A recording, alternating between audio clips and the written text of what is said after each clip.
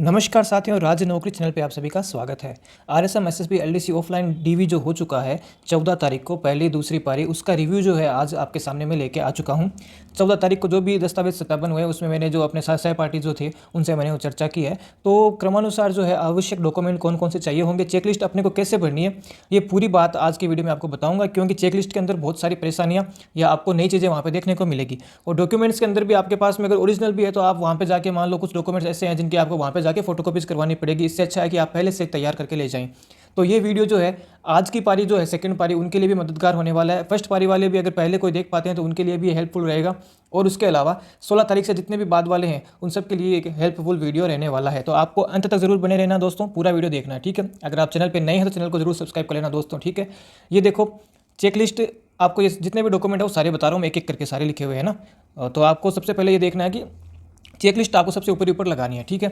अब इसको भरना कैसे वो आपको मैं अंत में बताऊंगा, ठीक है। तो आपको डॉक्यूमेंट, पहले मैं डॉक्यूमेंट बता देता हूँ कौन कौन से डॉक्यूमेंट चाहिए होंगे और किस प्रकार आपको लगाने हैं। तो सबसे पहले आपकी चेकलिस्ट लगेगी उसमें। उसके बाद में स्क्रूटनी फॉर्म जो है वो पूरा लगेगा विथ रिसिप्ट, और ऑनलाइन अटेस्टेशन भी इसके साथ में लगने वाला है। लेकिन इसका ये मतलब नहीं है कि आप ऑफलाइन वाला ना लेके जाओ। ऑनलाइन जो अटेस्टेशन आपने लगाया है, स्क्रूटनी वाला पूरा फॉर्म जो 10-12 पन्नों का जितना भी है वो आपको पूरा लगाना है। उसके जस्ट बाद में आपको ऑफलाइन अटेस्टेशन फॉर्म भी लगाना है, ठीक है। तो आपका जो पहला सेट होगा उसके अंदर तो आपको ऑफलाइन जो अटेस्टेशन ओरिजिनल है वो लगा देना, और दूसरे सेट के अंदर उसकी कॉपी लगा देना, ठीक है ना। तो ये चीज़ आपको ध्यान में रखनी है।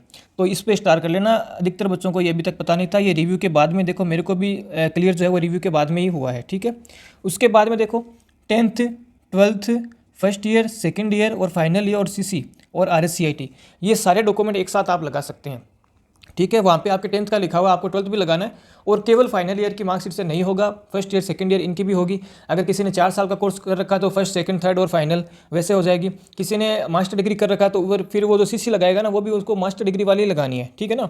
मतलब अंतिम जो शैक्षणिक योग्यता है उसकी सीसी लगेगी आपके पास में, कैरेक्टर सर्टिफिकेट जो है, ठीक है। और उसके बाद में आप RSCIT लगा सकते हैं। अब इसको भरना कैसे है चेकलिस्ट में वो आपको बाद में बताऊंगा, ठीक है। पहले ये डॉक्यूमेंट जो है वो क्रम वाइज आपको बता रहा हूँ किस प्रकार आपको अटैच करने हैं। उसके बाद में देखो मूल निवास, ठीक है। और उसके बाद में कास्ट सर्टिफिकेट, ये जो है ओल्ड वाला जो है आपके पास में, मतलब जब एग्जाम फॉर्म भरा गया था LDC का उससे पहले का आपके पास में होना चाहिए, ठीक है ना। पहले वाले पे वो जोर दे रहे हैं वहाँ पे, ठीक है। कुछ बच्चे तो नया वाला बना चुके हैं, जैसे मेरे भी जो नया वाला था तो उसमें मैंने एफिडेविट बना रखा था। लेकिन आपको पुराना वाला भी लेके जाना है, पुराने वाले के हिसाब से आप एफिडेविट भी लेके जाना, ठीक है। और नया वाला भी अगर आपके पास बन चुका है तो वो भी वो मांगेंगे, लेकिन पुराने वाले पे जोर देंगे क्योंकि एग्जाम फॉर्म से पहले का आपके पास होना चाहिए। चाहे कितना भी पुराना हो वो वहाँ पे आपको देखेंगे, ठीक है। 1 साल से अधिक पुराना है तो उसके लिए एफिडेविट वहाँ पे आपको आवश्यकता रूप से मतलब चाहिएगा। अगर आप सोचते हैं कि मैं बिना एफिडेविट के चला जाऊँगा तो वहाँ पे फिर आपको फिरना पड़ेगा एफिडेविट बनवाने के लिए। इससे अच्छा पहले से आप तैयारी करके जाएँ, ठीक है। फिर है अन्य विशेष श्रेणी जिनके भी है, जैसे विधवा हो गया या स्पोर्ट्स कोटा वाले हो गए या दिव्यांगजन हो गए, तो उनको अपना सर्टिफिकेट जो इसके बाद में लगाना है। उसके बाद में 2CC, मतलब जो 2 राजपत्रित अधिकारियों से प्रमाणित जो कैरेक्टर सर्टिफिकेट थे वो इसके बाद में आपको अटैच करने हैं। सेकंड सेट के अंदर जो है आपको इसकी फोटोकॉपी लगानी है और पहले सेट के अंदर वो ओरिजिनल लगेंगे। उसके बाद में वचनबद्ध प्रपत्र जो है इसमें भी पहले सेट के अंदर ओरिजिनल और सेकंड सेट के अंदर जो है उसकी कॉपी लग जाएगी। इसके बाद में दहेज संबंधी घोषणा पत्र, फिर विवाह प्रमाण पत्र जिनका हो रखा है वो, और उसके बाद में संतान संबंधी, ये सभी के लिए था, विवाह हो चाहे ना हो, ठीक है। उसके बाद में सामान्य घोषणा पत्र जो है ये भी सभी के लिए था। विकल्प पत्र जो है ये भी आपको भरना था। नमूना हस्ताक्षर पर प्रारूप जो आपने जिसमें लिखा है, पैराग्राफ राइट करके लिखा है हिंदी और इंग्लिश में, वो वाला इसमें लगेगा। और उसके बाद में स्वयं का फोटो पहचान पत्र। अब फोटो पहचान पत्र आप वो जो पूरा प्रिंट आता है एक पूरे पेज पे वो भी ले जा सकते हो, और नॉर्मल वाला जो आपके पास में है आधार कार्ड, उसका जो फोटो है वो आपके पास में नवीनतम होना चाहिए। और जो इसकी कॉपी निकलेगी वो आप उसकी कॉपी निकाल सकते हो, इसमें QR कोड होने चाहिए, ठीक है। तो ये कुछ चीज़ें जो है आपको ध्यान में रखनी है। इसके बाद में ये नोट देख लीजिए, एक एडमिट कार्ड आपके साथ में होना चाहिए, चाहे तो वो रिटर्न एग्जाम का हो चाहे आपके पास टाइपिंग टेस्ट का हो, लेकिन एक एडमिट कार्ड वहाँ पे चाहिए होगा क्योंकि वहाँ पे आपकी बायोमेट्रिक करवाएंगे वो। तो बायोमेट्रिक के लिए जो है आपके पास में एडमिट कार्ड होना बहुत ही ज़रूरी है, ठीक है। और बाकी आवेदन फॉर्म जो था LDC का वो वहाँ पर आपको प्रोवाइड करवा दिया जाएगा, ठीक है। तो ये सारी चीज़ें आपको ध्यान में रखनी है, छोटी छोटी बातें हैं, लेकिन अगर ये आप पहले से तैयार करके लेके जाओगे तो आपके वहाँ पे दिक्कत नहीं आएगी। वहाँ पे क्या थोड़ी सी भी दिक्कत होती है ना, आप घबरा जाओगे, है ना, फिर आप टेंशन में इधर उधर घूमोगे। इससे अच्छा है कि पहले से ये सारी चीज़ें अपने पास में होनी चाहिए, ठीक है। इसके बाद में देखो ये चेकलिस्ट जो है वो कैसे भरनी है। तो यहाँ पे देखो 1 नंबर पे आपने जो है इसकी जो दस्तावेज उपलब्ध है या नहीं है उसकी हाँ या ना आपको यहाँ पे भर देना है। जारी करने की डेट भी यहाँ पे हो जाएगी। और पृष्ठ संख्या आपको मैंने बताया था पिछले वीडियो में, जैसे कि ये स्क्रूटनी फॉर्म है ये 1 से 15 तक है। मतलब ऑफलाइन जो अटेस्टेशन है ना वो भी इसके साथ में आप काउंट करके और यहाँ पे लगा देना, या फिर ऑफलाइन अटेस्टेशन है उसको अलग से नीचे भर देना, ठीक है। वो मैं आपको बताऊँगा किस प्रकार भरना है।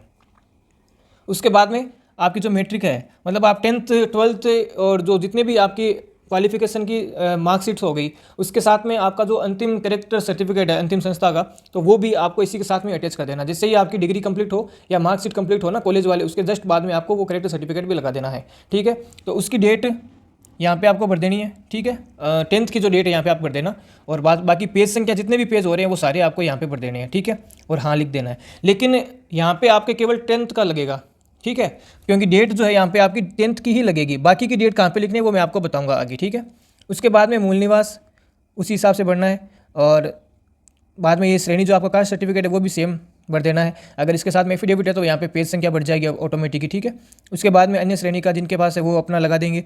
फिर 2 मूल चरित्र प्रमाण पत्र भी लग जाएंगे, वचनबद्ध प्रपत्र, संविधान संबंधी, ये सारे डॉक्यूमेंट आपको एक ही तरह से भरने हैं, ठीक है। लेकिन इसके अंदर कुछ एक्स्ट्रा जो आपने चीज़ें ऐड की है, जैसे यहाँ पे केवल 10th का बोला हुआ है लेकिन आपने साथ में क्वालिफिकेशन ऐड की, तो वो आपको नीचे अलग से पेन से लिखनी होगी। वो किस प्रकार लिखनी होगी इसमें बता दूंगा मैं, ठीक है।